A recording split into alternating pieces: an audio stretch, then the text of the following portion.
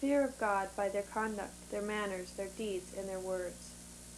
This body of the hands of the cause of God is under the direction of the guardian of the cause of God. Okay, this body of the cause of the God, the hands of the cause of God, is under the direction of the guardian. But the hands of the cause says, well, in order for us to take over, we have to get rid of the guardian.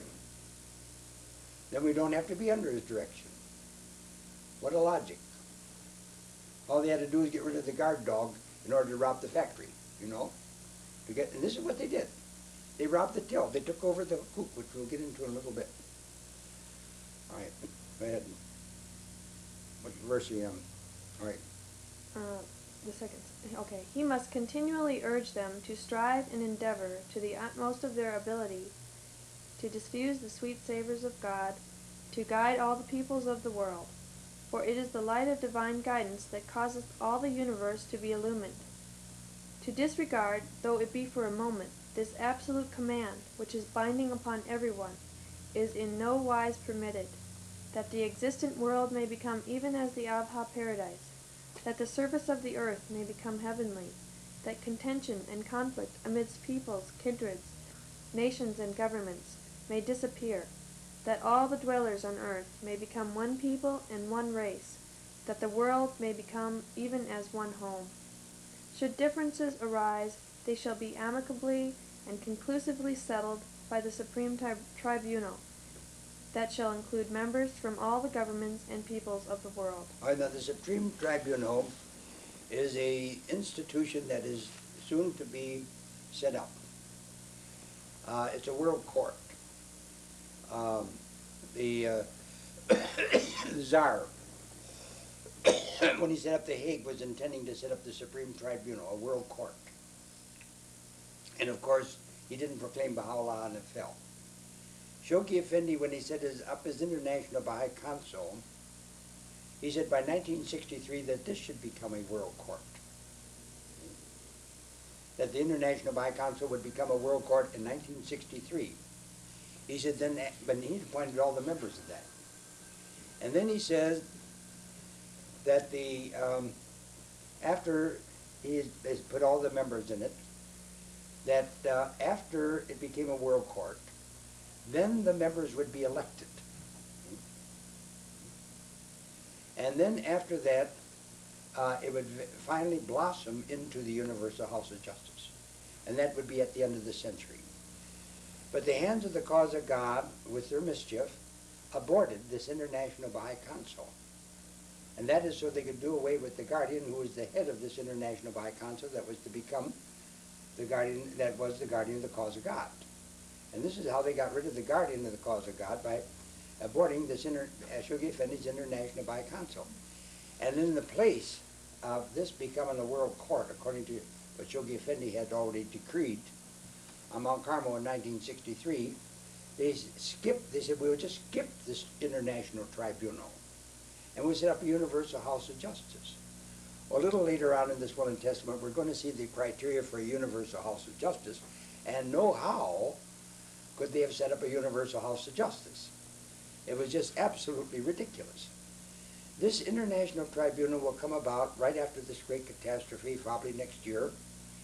And this International Tribunal, the first 4 countries to become Baha'i, the United States, England, France, and Russia, will become the first Baha'i states. And they will take out the charter for this International Tribunal. See? And this will establish peace in the world. And as other nations get a majority of the Baha'is by the end of the century, then at the end of the century, we will then get the Universal House of Justice. I want to make this clear to you of what the Supreme Tribunal consists of. Okay? O ye beloved of the Lord, in this sacred dispensation, conflict and dissension are in no wise permitted. Every aggressor deprives himself of God's grace. It is incumbent upon everyone to show the utmost love, rectitude of conduct, straightforwardness, and sincere kindliness unto all the peoples and kindreds of the world, be they friends or strangers. So intense must be the spirit of love and loving kindness that the stranger may find himself a friend, the enemy a true brother, no difference whatsoever existing between them. For universality is of God, and all limitations earthly. This man must strive that his reality may manifest virtues and perfections, or thus man must strive. The light whereof may shine upon everyone. The light of the sun shineth upon all the world, and the merciful showers of divine providence fall upon all peoples. The vivifying breeze reviveth every living creature, and all beings endued with life obtain their share and portion of his heavenly board. In like manner, the affections and loving kindness of the servants of the one true God must be bountifully and universally extended to all mankind. Regarding this, restrictions and limitations are in no wise permitted. Wherefore, O my loving friends, consort with all the peoples, kindreds, and religions of the world, with the utmost truthfulness, uprightness, faithfulness, kindliness, goodwill, and friendliness, that all the world of being may be filled with the holy ecstasy of the grace of Baha, that ignorance, enmity, hate, and rancor may vanish from the world, and the darkness of estrangement amidst the peoples and kindreds of the world may give way to the light of unity. Should other peoples and nations be unfaithful to you, show your fidelity unto them. Should they be unjust toward you, show justice towards them. Should they keep aloof from you, attract them to yourself. Should they show their enmity, be friendly towards them. Should they poison your lives, sweeten their souls. Should they inflict a wound upon you, be a salve to their sores. Such are the attributes of the sincere. Such are the attributes of the truthful. Now we're coming to a very important paragraph concerning the universal house of justice. And now, concerning the universal house of justice, which God hath ordained as the source of all good, and freed from all error. Now this is the first time that he speaks about something being freed from error. In all past history, we've never had justice in the world. Other manifestations dwelt on different things, such as Moses on the law, and Jesus on love, Buddha on enlightenment, and Zoroaster on purity, Baha'u'llah on justice. The worst thing that could happen to a people is to have to be united and not to rebel if we didn't have justice. In order to have world unity, one thing has to be established, and established well, that in this unity there will be justice. That we would have absolute justice. Then there should be no more reason for rebelling. So this is calling the universal house of justice is different from the supreme tribunal. Here is a universal house of justice, which God has ordained as the source of all good and freed from all error. I mean, it's justice without error. Okay, you want to read on?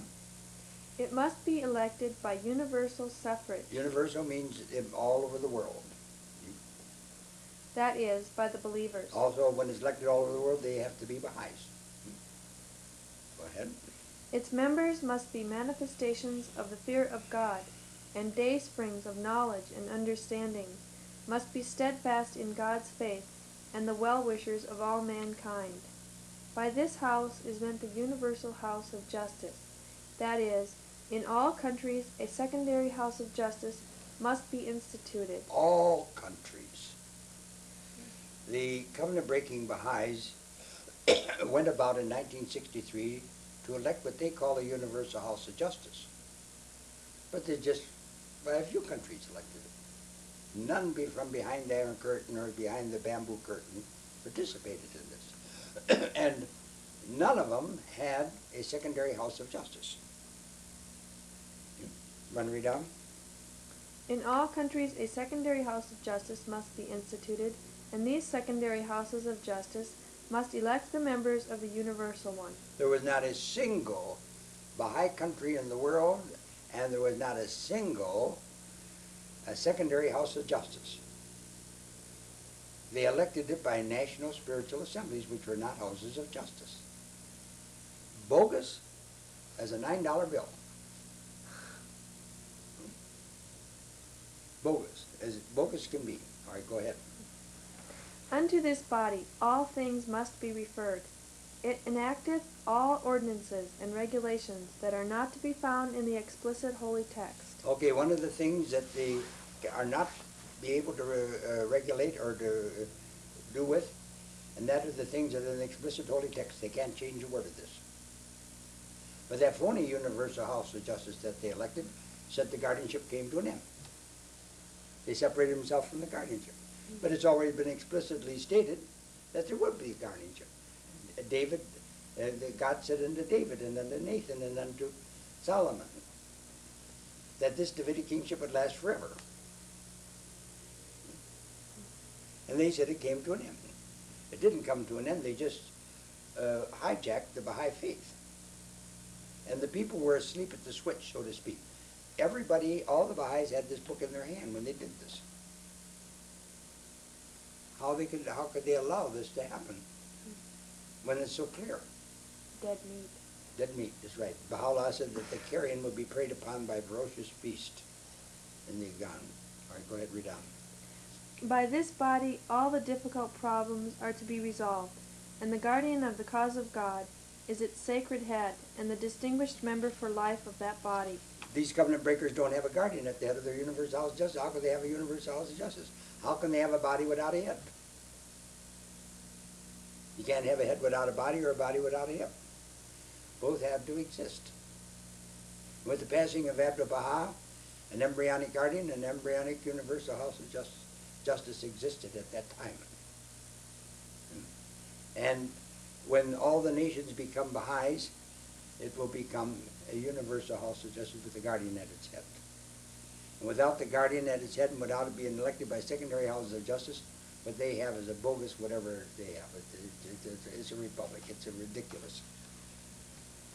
Want to read on?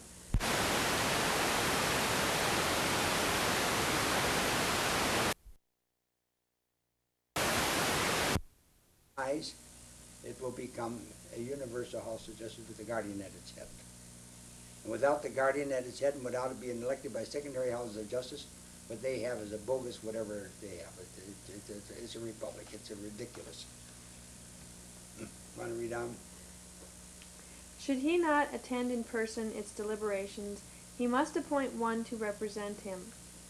Should any of the members commit a sin injurious to the common weal, the guardian of the cause of God hath at his own discretion the right to expel him, whereupon the people must elect another one in his stead.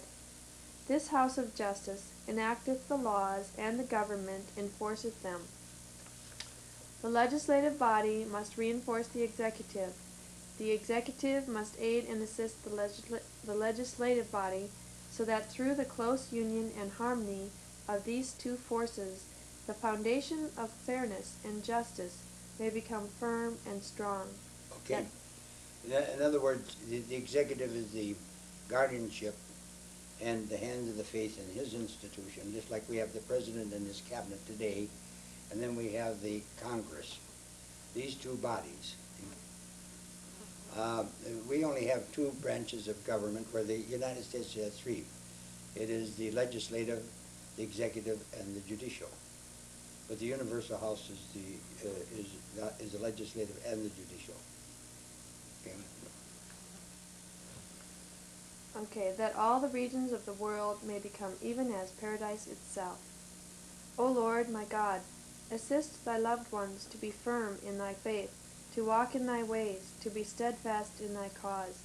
Give them thy grace to withstand the onslaught of self and passion, to follow the light of divine guidance.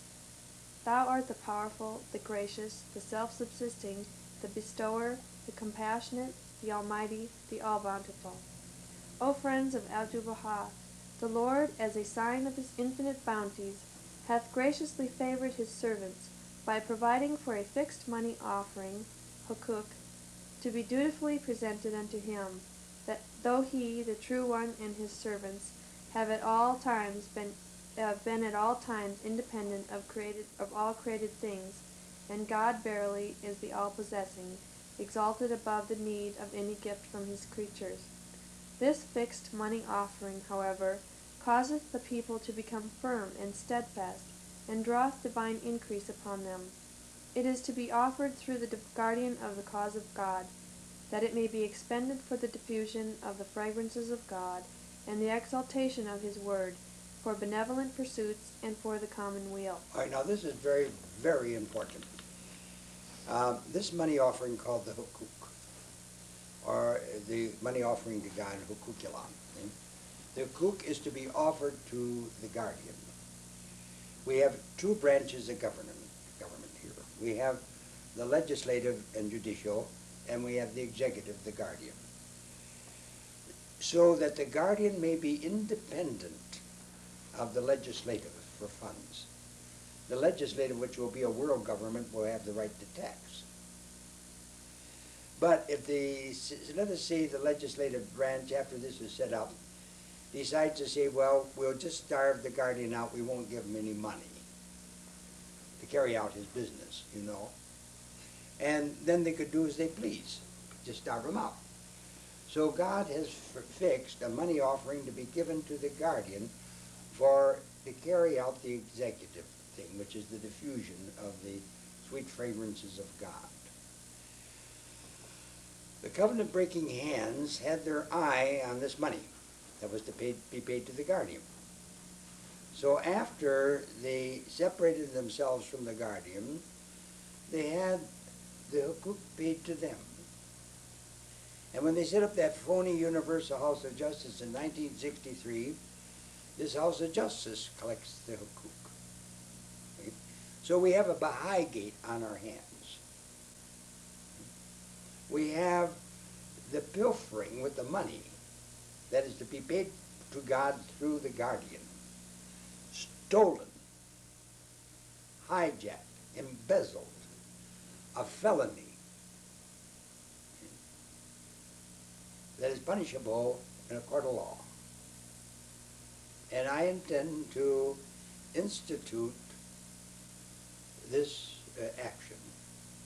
But I'm going to do it in the state of Israel, because this is where that phony Universal House of Justice is, and this is where they're doing the hijacking. This will, of course, be resounded throughout the world.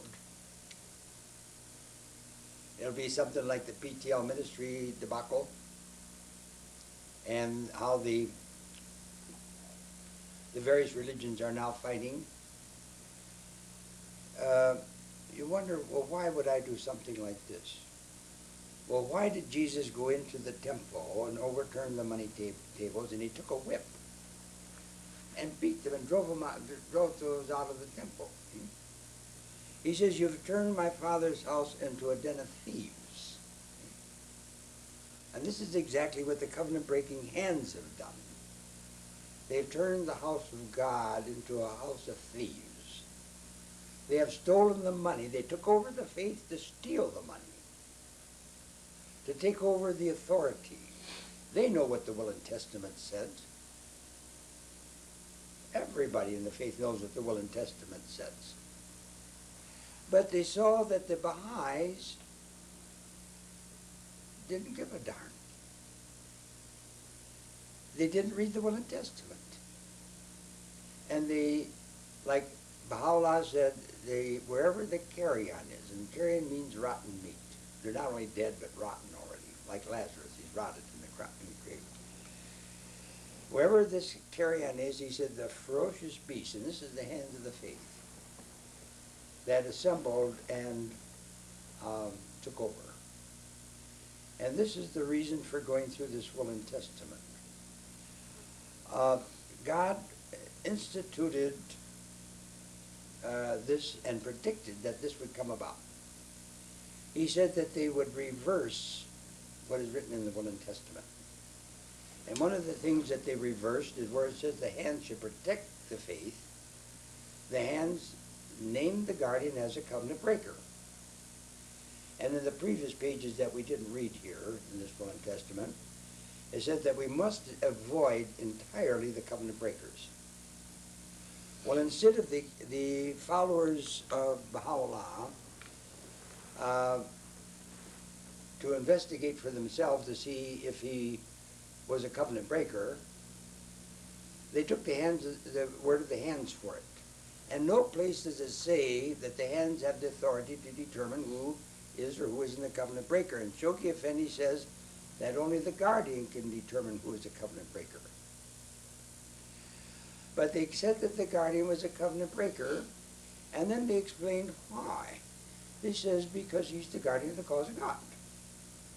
Well, how can he be a covenant breaker by being the guardian of the cause of God? He says he claims to be the guardian of the cause of God.